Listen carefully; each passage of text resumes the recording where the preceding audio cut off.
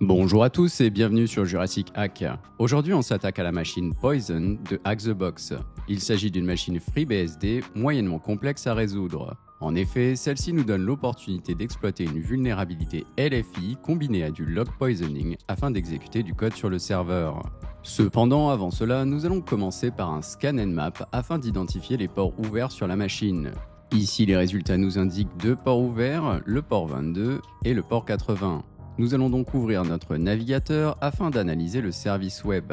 Notez que nous allons également démarrer un proxy burp afin de capturer nos requêtes HTTP.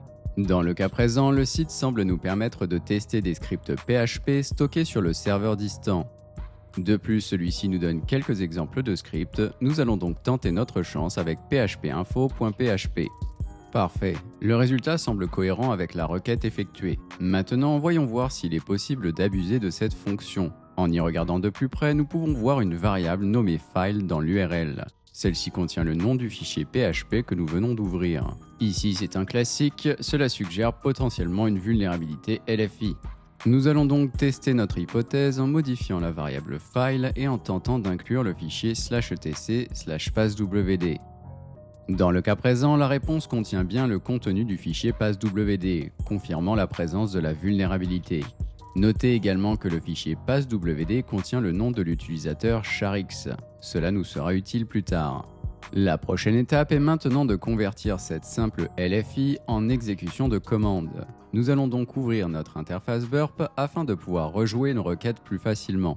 Il est à noter qu'une technique bien connue pour pouvoir exécuter du code à partir d'une LFI est le log poisoning. L'idée est d'injecter du code malveillant dans les fichiers de log d'un serveur dans le but de l'exécuter par la suite via une faille LFI. Pour ce faire, nous allons donc commencer par aller analyser le contenu des logs d'Apache. Petite astuce ici, n'oubliez pas que nous sommes sur FreeBSD. En effet, sous FreeBSD, le fichier de log d'accès d'Apache se trouve dans le fichier httpd-access.log et non le classique access.log. Suite à l'envoi de notre requête, nous pouvons constater que le résultat contient bien nos tentatives d'accès ainsi que notre user agent. Nous allons donc modifier notre user agent afin de confirmer que celui-ci est bien présent dans les logs par la suite. Dans le cas présent, notre nouvelle valeur se retrouve bien dans le fichier de log d'accès. Suite à cela, nous allons donc pouvoir mettre une simple backdoor PHP dans notre user agent afin de pouvoir exécuter des commandes sur la machine.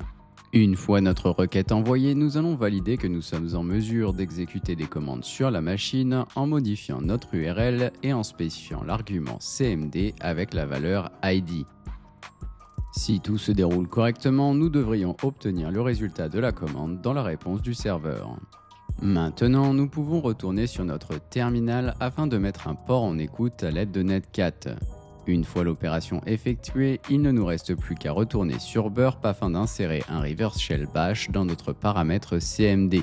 Encore une fois, si tout se déroule correctement, nous devrions obtenir un shell sur la machine. Malheureusement pour nous, les privilèges dont nous disposons ne permettent pas encore de lire le flag utilisateur. Cependant, en explorant le répertoire courant, il est possible de voir un fichier nommé pwdbackup.txt. Celui-ci contient une chaîne de caractères encodée 13 fois dans ce qui s'apparente à du base64. Nous allons donc copier celle-ci, ouvrir un nouveau terminal et coller cette valeur dans une variable. Par la suite, à l'aide d'une simple boucle for, nous allons décoder notre variable 13 fois. Le résultat obtenu devrait nous permettre de nous connecter en SSH via l'utilisateur Charix. Il ne nous reste plus qu'à venir lire le flag utilisateur. Pour ce qui est de l'escalade de privilèges, c'est un petit peu plus complexe. En effet, si l'on liste les fichiers de notre répertoire courant, il est possible de voir la présence d'une archive zip nommée secret.zip. Nous allons donc copier celle-ci sur notre machine locale à l'aide de scp et l'analyser. Dans le cas présent, le fichier zip est protégé par un mot de passe, mais nous pouvons utiliser le mot de passe précédemment obtenu afin de l'extraire. Cependant, malheureusement pour nous, le contenu du fichier secret ne ressemble pas à un mot de passe lisible. Nous allons donc retourner sur notre shell précédent afin de pousser notre analyse. Ici, via la commande sockstat-4, il est possible de voir les ports TCP ouverts sur la machine. Dans le cas présent, celui qui nous intéresse est le port 5901. En effet, celui-ci correspond au service VNC qui permet d'obtenir une interface graphique distante sur la machine. Dans certaines implémentations de VNC, celui-ci prend également en paramètre un fichier de mot de passe.